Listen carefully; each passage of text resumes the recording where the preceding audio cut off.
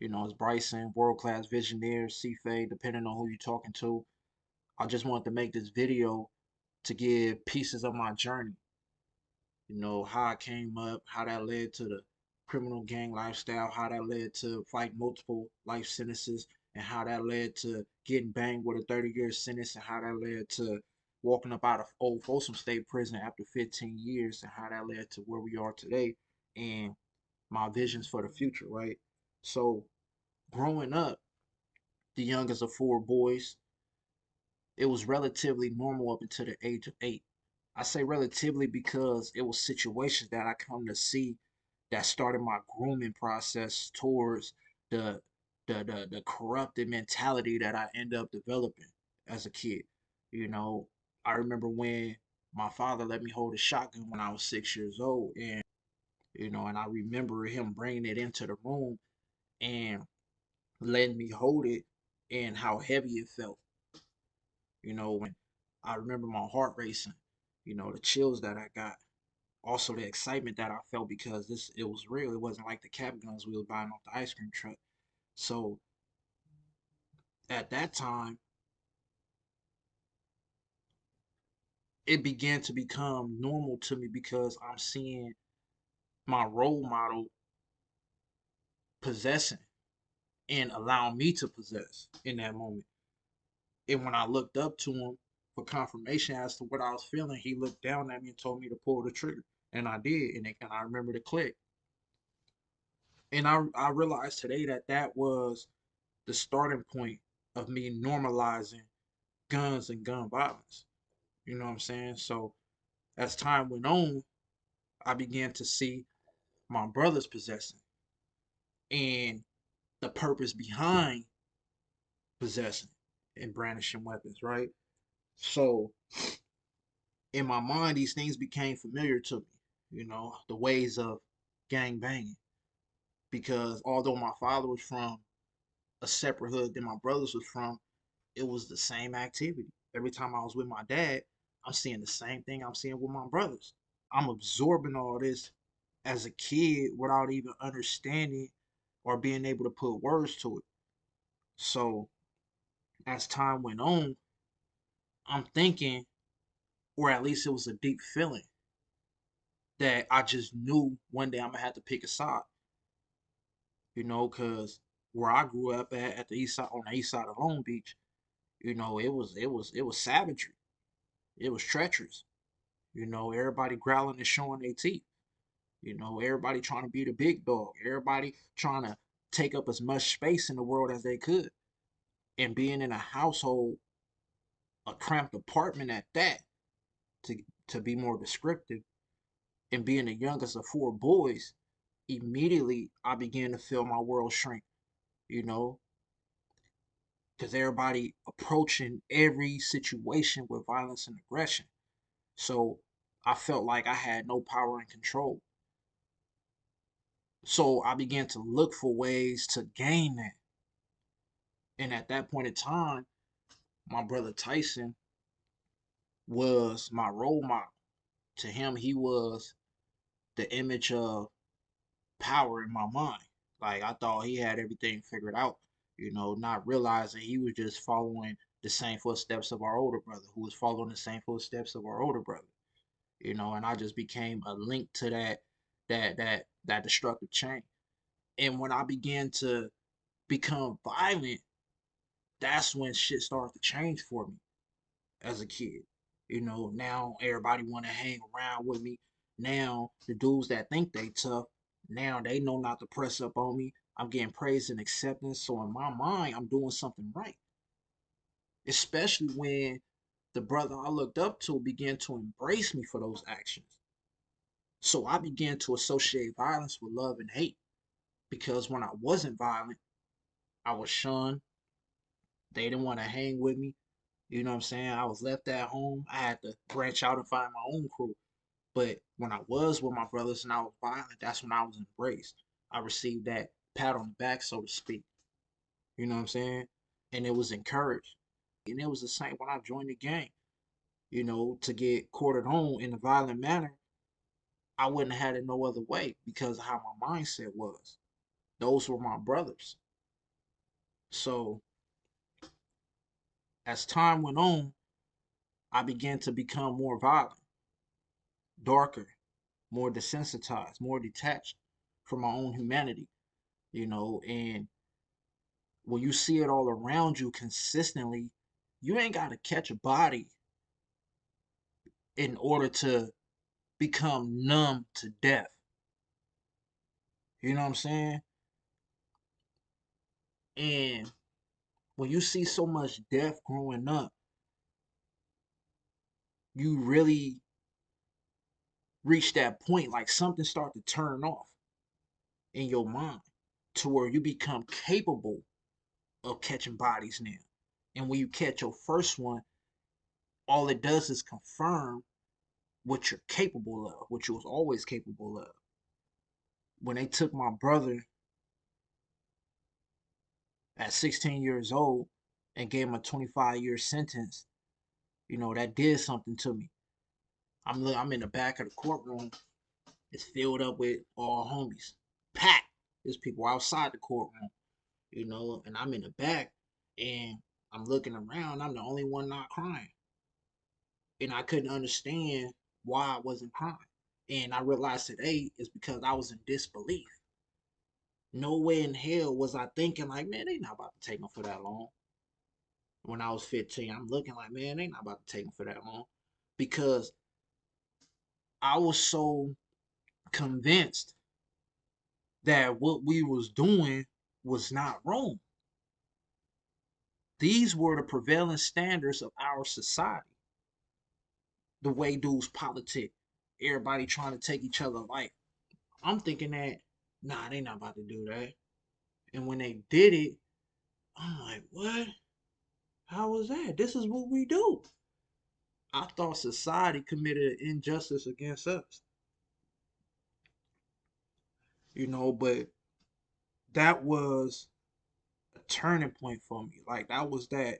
It was a mark right there in my journey, a solid mark to where once I crossed that, it put me in a totally different phase mentally, you know.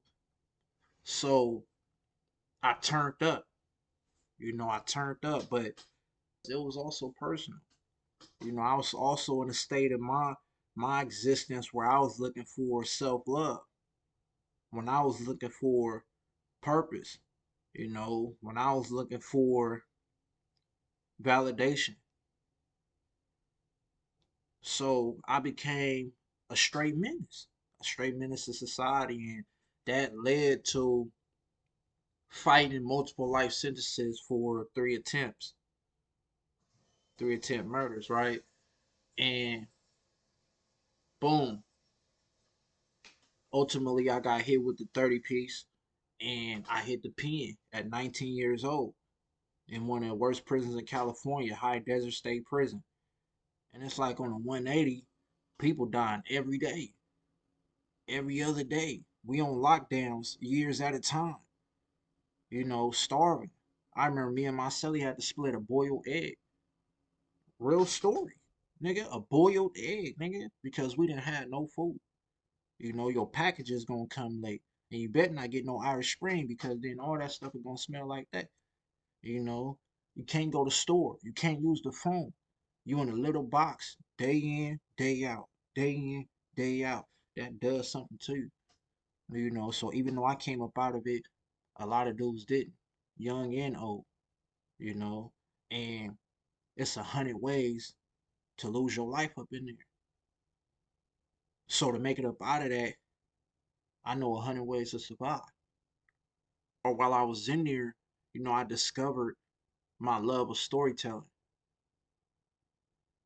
That was always there, but I always overlooked because I was more concerned with being in the streets, being in the mix, creating the mix, you know. Um, but I was always a storyteller. When I was 13, I started rapping. I had this big ass tape recorder. I started rapping. Oh, when I was 16, I started doing poetry. You know, I also started getting into the studio, a real studio, and when I hit the pen, I started writing novels. As years went on, I started writing movie scripts. And I had such a deep love of storytelling and the power that it gave me. It was therapeutic, and when I got out, you know, I got out with a mission. And part of that mission was to use stories to impact the world. Now, how I was going to do that, I don't know. But then I received a spark of inspiration. And that inspiration led me to creating a podcast slash YouTube channel. And that's where we are today. And it's called Last of a Dying Seed. And where that came from was when I was in the pen, I was talking to one of the homies, right? And I said, bro, out of everybody you initiated, everybody you led and that you taught this shit, where they all at? And he was silent. And I said, bro, like they either dead, gone, in prison, or out there still trying to figure it out, playing with their nose. I said, and I'm not innocent of this. You know what I'm saying? Everybody I taught, they dead, in jail, or still trying to figure it out, playing with their nose. I said, bro, all our seeds done died off, or they dying off. I said, nah, bro. And when that conversation was over with, that's when the idea hit. Last of a dying seed. And whatever this company is going to be, I'm like, from here on out, this is where the buck stops. From here on out, everything we produce is going to bear fruit. Because all we have done throughout our entire career was take losses. So that's where this channel is going to be called Last of a Dying Seed TV. So instead of just bringing guests on to tell their story, I asked them to pick a movie that related to their life experiences the most. And we use that movie to anchor the conversation. So as we're talking about scenes in the movie, that's allowing them to draw out different experiences of their own life. And we also talk about the lessons inherent in the movie itself. Every guest. So people that's listening, we can channel the lessons. We can channel lessons, for those who haven't, who seems to be headed in the direction that the guest or myself have been through, or already been through it, but yet have not overcame their trauma just yet. The purpose of this channel is to allow people to do that, to heal and achieve that personal success in their life. And movies are universal. I understand from my experience, my life experience, my knowledge, and my understanding of storytelling that no matter what cultural, historical, social context that movies are set in, it all relates. You know what I'm saying? Because you can't make a great movie without putting traits in these characters that relate to real people. So no matter what the character is going through or how they have to make it out of their situation, people can relate to that. People see similarities to that. It could be just a small dialogue, and people are like, oh, that reminded me of what my mom used to say. So the connection between cinematic art and real life is been there, you know. But I'm taking people off the beaten path, anchoring it with a movie, and allowing them to share their stories like that, you know. And it is my hope that we create generational growth and healing. And I just want to rebuild the world that I was trying so hard to tear down. I want to rebuild, and I want y'all to build with me. I challenge you to make your life count. Let's make this shit count, man. Let's leave something remarkable. Let's make it to where you know, the rest of the world will be grateful that they was able to witness this, that they was alive to witness this, what we about to do with this channel. Let's leave a dent in the universe. You know what I'm saying? Like, let's really do something big, man. Like, regardless of what we done went through in our past, you know, we done took the losses we took. No, we still here. As long as we can think and we can still speak and we can still be mobile, like, man, let's make it happen.